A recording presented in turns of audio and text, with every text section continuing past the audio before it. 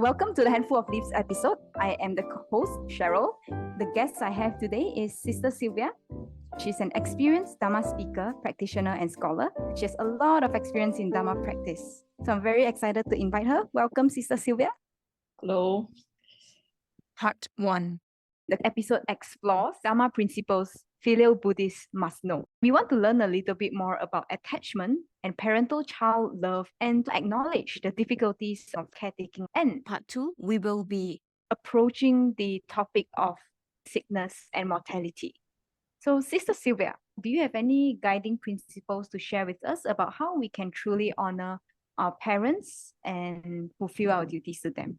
In various suttas, the Buddha had given advice to various lay people about how to look after parents or what they can do for their parents. I think I'll focus on two different types. It's in the Anguttara Nikaya, Book of Two. There are two people in the world that you can never repay. Even if you would carry your father on the right shoulder, mother on the left shoulder, and you wash their feet every night, you do all kinds of things, you can't repay them. However, if you were able to help your parents develop 5 mental states when they don't have those mental states, and you help them to cultivate those, then you have more than repaid them. And these 5 mental states are faith, helping them to cultivate faith, confidence in the Buddha, Dhamma, and the Sangha. The word is saddha. The idea here is if our parents have no spirituality, very materially driven, very caught up in the secular world, but we are able to help bring them into the Dhamma, this would count as us helping them cultivate saddha.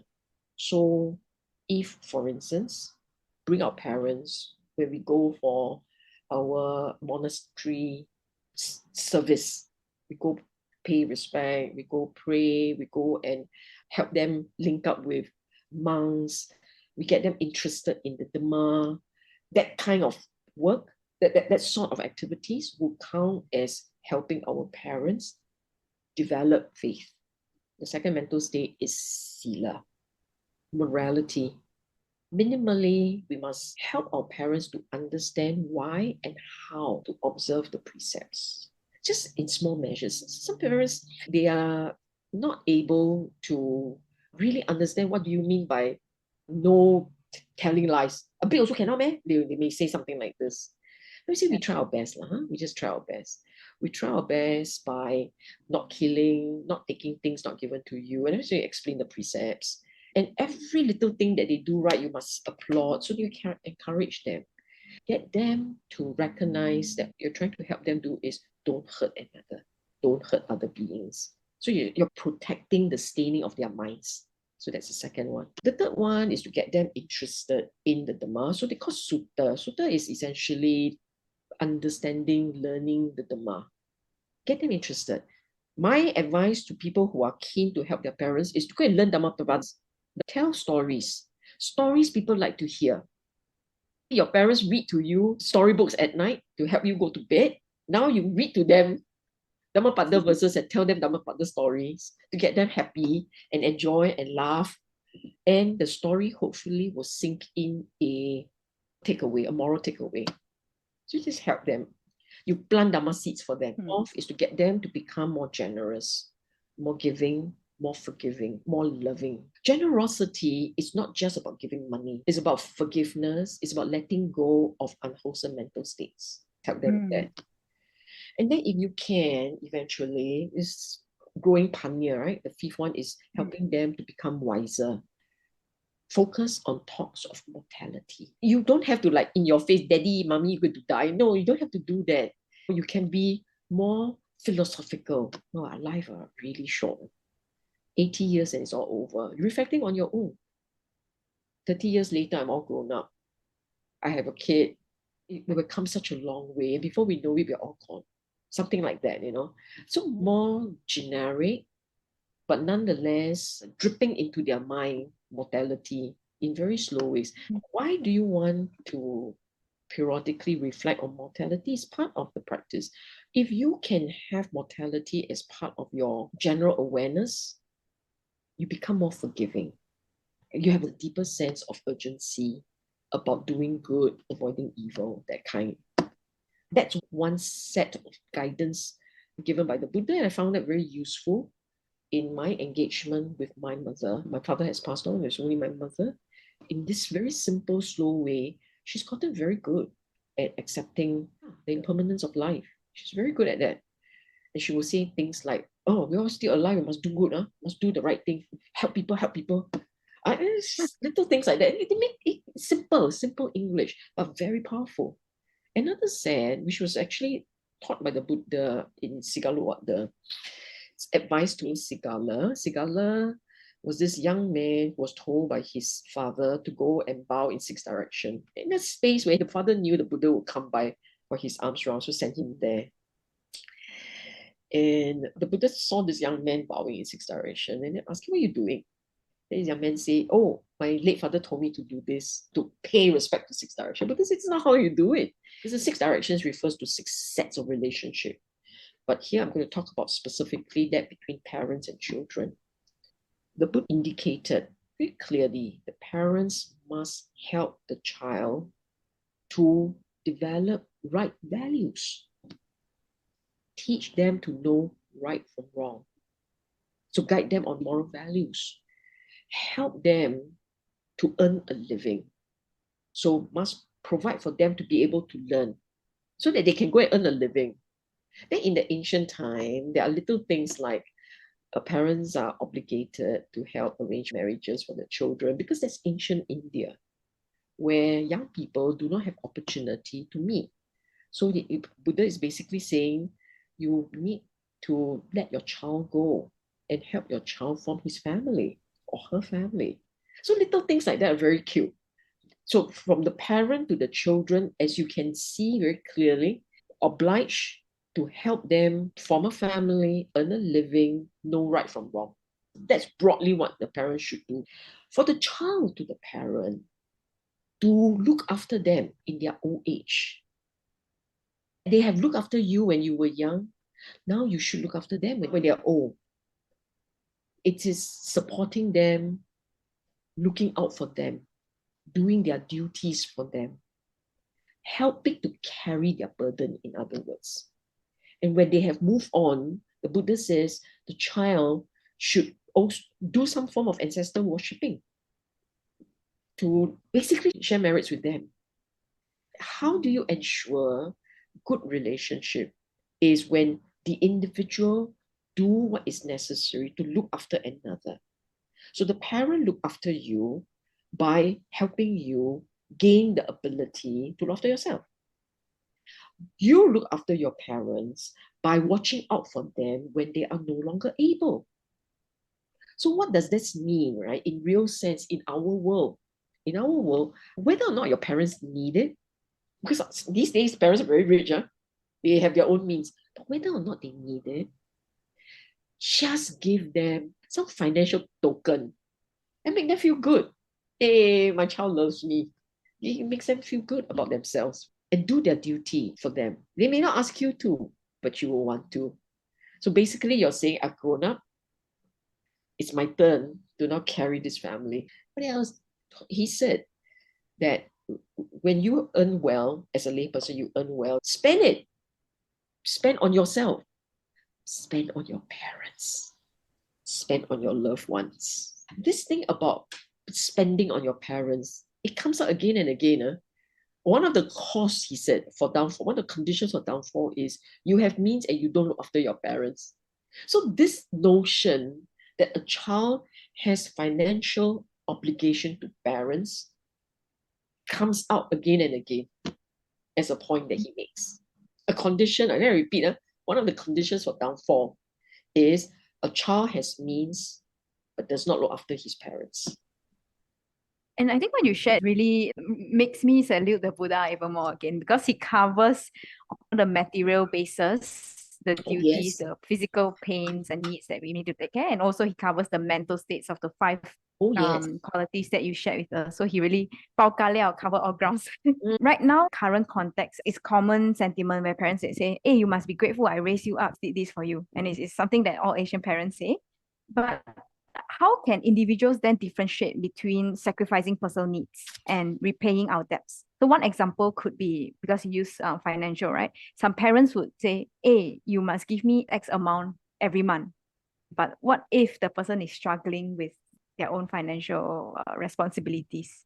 I will bring you back to what I said about what the parents' obligation to children and the children's obligation to parents. And they are made for harmony and society being able to thrive. He said parents must teach the children right from wrong, so moral values, and must equip them with the means to earn a living. So teach them how to earn a living. Nowhere did he say parents are entitled to a sum of money. Okay? Buddha never said that. Buddha stresses as a parent, what are your obligations? And as a child, what is your obligation on the basis of gratitude? That is true. But this gratitude doesn't carry a fixed thing. Dealing with how much to give parent and how to balance, it's not about a child's duty, it's about human balance. In my view, what is fair? Of course, these are all subjective. I like that the Buddha always use these words. If you are a practitioner, you will choose a course of action that will not be censured by the wise. He always puts it like that. Meaning, when you pick a course of action, whether or not that course of action is right or wrong, it helps sometimes to think about what a wise man would say. But I'm not wise, so I wouldn't know. What it means by a wise man is someone who's fair. Someone who is fair, someone with very low degree of greed, anger, delusion. A wise person will not have very strong lust that desires uncontrollable, unquenchable. A wise person won't have that problem. If they have that problem, you will not call him wise. A wise person will not have uncontrollable anger. No such thing as anger management issues. And a wise person understands mortality. When we use the word mortality in this case, means this person knows how to take a step back and say, don't be so petty. We all die. It's just someone who is more balanced, a bit more equanimous, not easily roused. That's a wise person. A wise person is a fair person. A wise person will be able to say that what kind of a choice is going to lead to a win-win for people, is going to lead to a healthier relationship. Okay, so a course of action chosen such that the wise man will not censure you. That's your benchmark. Okay, so you, with your limited means, wanting to support your parents who have unreasonable demands, perfectly okay for you to say, hey, daddy, mommy, please, it's hard for me. How about this amount? And in your mind, it's a fair amount. And then that's it. No need to quibble over the dollars and cents. Because you work out the sums, you work out the sums and there's a sense of fairness. It's a correct balance. Of course, the balance can tweak here and there. Reasonable people looking at it say it's reasonable. I know these are all very subjective, it's very hard. But the point I'm making is it doesn't mean meeting their every desire means being filial. Or not meeting every desire means being unfilial. It doesn't mean that way. There's some sense of balance and fairness, fair play. Okay, That is very important. That I just want to reiterate again. Meeting every desire is not filial piety, and vice versa. Not meeting their every desire doesn't mean you are being unfilial. Yeah, because the example I gave just now was a very material one, but a lot of times, a lot of their desires can project into big decisions, right? Like who you marry, your life choices. I will not say that if you disappoint your parents, you're being unfilial. I will not say that. We all have loba, greed, dosa, anger, moha, illusions, ignorance, whatever you call it. Okay, we all have that, and your parents are no different. They may precede you in terms of when they were born. And it's from their body that was the condition for your arising. And you are therefore grateful to them for having been the conditions that give you life. You're grateful that they look out for you, look after you, and such that you now grow up. You're grateful for that. But that doesn't mean that my job is to fulfill your every desire. That's not even stated in Sigalo. What the?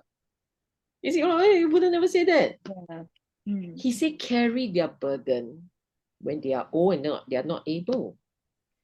Looking after them, providing for their comfort and their needs, supporting them financially. Then when they are gone, to share merits, to still look out for them. Because you believe. If you don't believe, then so be it. But you believe that there is other lives.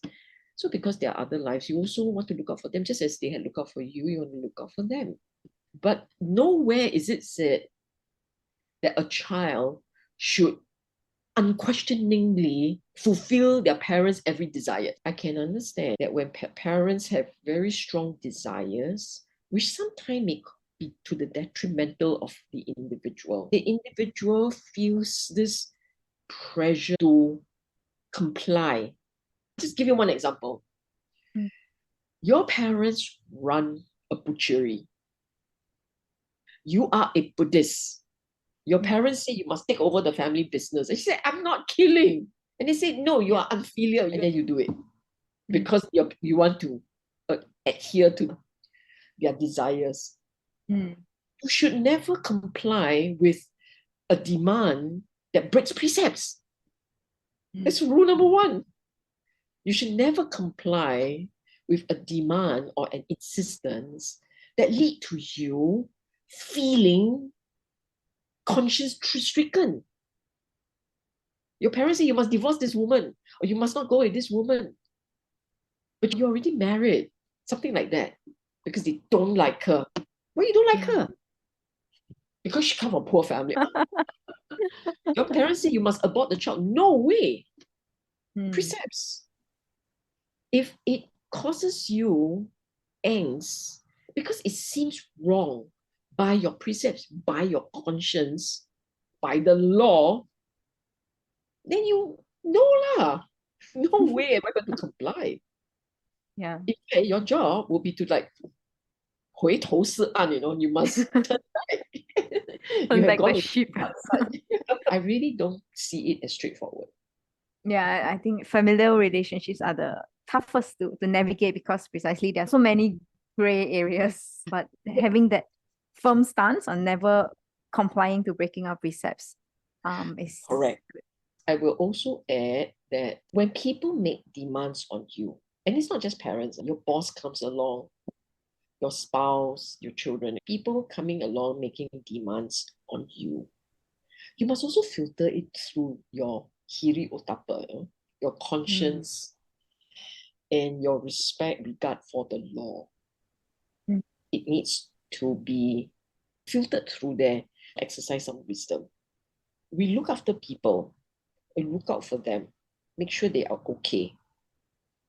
But it doesn't imply obedience. In fact, nowhere did the Buddha say anything about obedience. Well, later everyone listen already, then everyone rebel against their parents. If you are using what I have said as justification for turning your back on your parents, then again, that's not right. I am not advocating that you should not comply or you should be disobedient. I'm saying that you must exercise wisdom and judgment. And this wisdom and judgment must sit on a sense of gratitude. 1, 2, fair play, fairness. And this fairness is important because our parents also, like us, have all kinds of defilements. You will find if your parents are really practitioners, really good people, your parents will have no demands on you. They will say things like, my child worked very hard.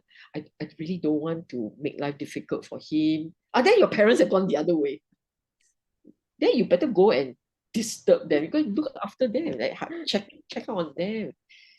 I feel very often one way to help yourself with this is If you are motivated by love, compassion, gratitude, then what you do will always feel good. I'm doing this because I love you. I'm doing this because I'm so grateful. I care for you. When it's motivated like this, you will feel good. When you feel yourself torn by indecision, the odds are there's a whole bunch of akusala going on and a whole bunch of unwholesomeness. Either infringes on your conscience or infringes on your sense of fair play. It's all these unwholesome mental states will arise for sure. Then somewhere there will be desires, greed. There will be that. In which case, the decision point is not so straightforward. You need to talk it through. In fact, go find a monk that you respect for his wisdom, or a nun, or even if a layperson, an uncle, mentor, whatever, someone you respect to be wise, and go and have that conversation. And wise man, just to clarify, it doesn't have to be an Arya, is it? Like someone who's a stream mentor and above. No need. Okay. A wise man is someone who, in his advice, will lead you to think about what sort of conditions will lead to win-win, what sort of conditions will lead to peace, harmony, beneficial for you, for me, that balance. How do you hit a sweet spot where you minimize anger, agitation, you increases a wholesome outcome? Sometimes he may not say you do it, but he may lead you to finally conclude, I need to walk away. And what did the Buddha say in the first line of the Mangala Sutta? Asevanacha balanang, do not associate with the fool. That's the first line. That's important because sometimes you conclude so and so is really very unwise. Because there's so much loba dosa moha. It's very unwise. I will not hang around too much. That points back to drawing our own boundaries because we also have to take care of ourselves. Correct. Yes, your first obligation is to make sure this mind doesn't go crazy. This mind goes crazy, you help nobody. Okay. And I think we have covered a lot in this wonderful episode, talking about the two ways to reflect on our duties to our parents. In the next episode, we're talking about how we can skillfully talk to our parents about death, mortality, and getting them to open up about death. Thank you for staying all the way to the end. Please give us a like on YouTube and share with your friends. As usual, stay happy and wise. And so with that, we come to the end of the episode. Thank you. Thank you.